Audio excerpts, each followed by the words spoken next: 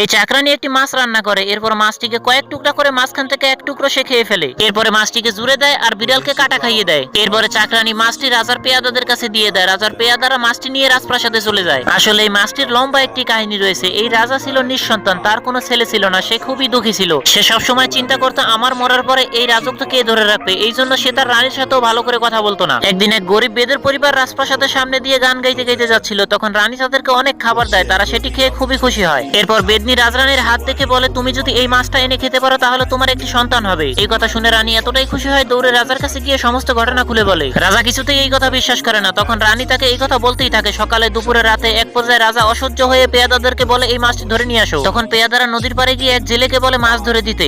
আর এই জেলে বাংলা না খেলে তার হাত পা কাজ করে না। পেয়াদারা বাংলার বোতল দেখাতে সে দৌড়ে গিয়ে মাছটি ধরে নিয়ে আসে। মাছটি পেয়াদাদের কাছে দিতেই তারা তাকে বাংলার বোতল দিয়ে দেয়, আর এটি পেয়ে সে তো খুবই খুশি। বন্ধুরা, এরপর কি হলো দেখার আগে চলো তোমাদেরকে একটি ম্যাজিক শিখাই। প্রথমে ভিডিওর উপরে একটি লাইক করো, তারপর চ্যানেলটি সাবস্ক্রাইব করো, এরপর রিমিক্স অপশনে ক্লিক করো, ইউজ দি সাউন্ডের উপর চেপে ধরো, দেখো ম্যাজিক। চেষ্টা করো, তুমিও পারবে। এরপর পেয়াদারা মাছ নিয়ে চাকরানির কাছে দেয়, সে রান্না করে রানীর জন্য পাঠিয়ে দেয়। রানী মাছটি পেয়ে খুবই খুশি হয়ে যায়। ওই দিন রাত্রে মাছটি খেয়ে সে যখন ঘুমিয়েছিল হঠাৎ করে তার পেট বড় হয়ে যায়। এটি দেখে রাজা তো খুবই খুশি হয়ে যায়, কিন্তু দুঃখের কথা চাকরানি মাছ খাওয়ার জন্য তারও পেট ফুলে যায়, অন্যদিকে কাটা খাওয়ার জন্য বিড়ালেরও পেট ফুলে যায়। পরের পর্ব দেখতে চাইলে কমেন্ট করে জানাও। বন্ধুরা, নামাজের কথা স্মরণ আছে তো? নামাজ অবশ্যই আদায় করবে, আর নামাজের দাওয়াতটি ভালো লাগলে একটি লাইক করে চ্যানেলটি সাবস্ক্রাইব করে দাও। পারলে কমেন্ট বক্সে আল্লাহ লিখে যাও।